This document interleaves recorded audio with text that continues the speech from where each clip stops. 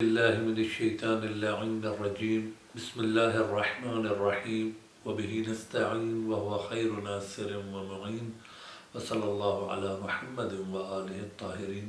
السلام علیکم ورحمۃ اللہ وبرکاتہ۔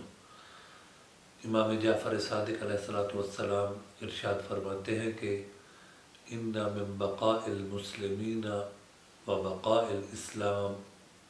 ان تصیر الاموال فی ایدی من یعرف فیہا الحق۔ امام فرماتے ہیں کہ مسلمانوں کی بقا اور اسلام کی بقا اس میں ہے کہ مال کہ جو انسان کماتا ہے اس کے اندر اسے معلوم ہو کہ میں نے یہ جو مال کمایا ہے اس میں کس انسان کا کتنا حق موجود ہے۔ یعنی اگر انسان کو اس چیز کا علم ہے کہ جو اس نے مال کمایا ہے حلال طریقے سے اس میں اس کا اپنا کتنا حق ہے اور دوسروں کا کتنا حق ہے، اور وہ اس حق کو ادا بھی کرے وَيَصْنَعُ الْمَعْرُوفِ، اور پھر وہ اپنے اس مال سے نیکی انجام بھی دے، یعنی وہ حق کہ جو دوسروں کا ہے اس کے مال میں اس حق کو نکالے اور دوسروں تک پہنچائے۔ تو امام فرماتے ہیں کہ اس سے مسلمان بھی باقی رہیں گے اور اسلام بھی باقی رہے گا۔ وَإِنَّ مِنْ فَنَاءِ الْإِسْلَامِ وَفَنَاءِ الْمُسْلِمِينَ أَن تَصِيرَ الْأَمْوَالُ فِي أَيْدِي مَن لَا يَعْرِفُ فِيهَا الْحَقَّ، کہ مسلمانوں کی بھی بربادی اور فنا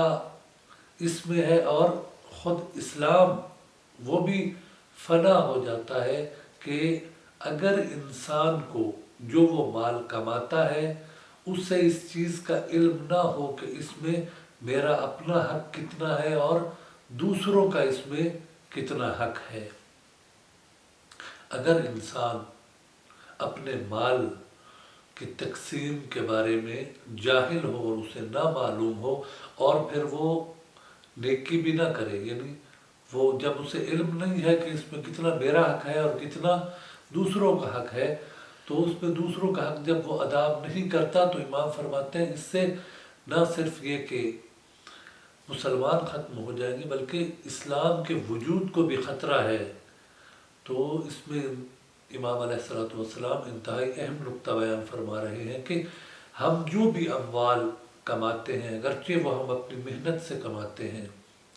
اپنے عقل و فہم سے کماتے ہیں، لیکن ان تمام اموال میں فقط ہمارا حصہ نہیں ہوتا، فقط ہماری ملکیت نہیں ہوتی،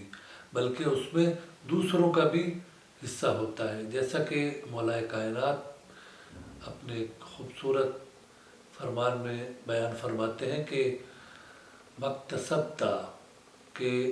جو کچھ تو کماتا ہے اے انسان، فوق من قوتک،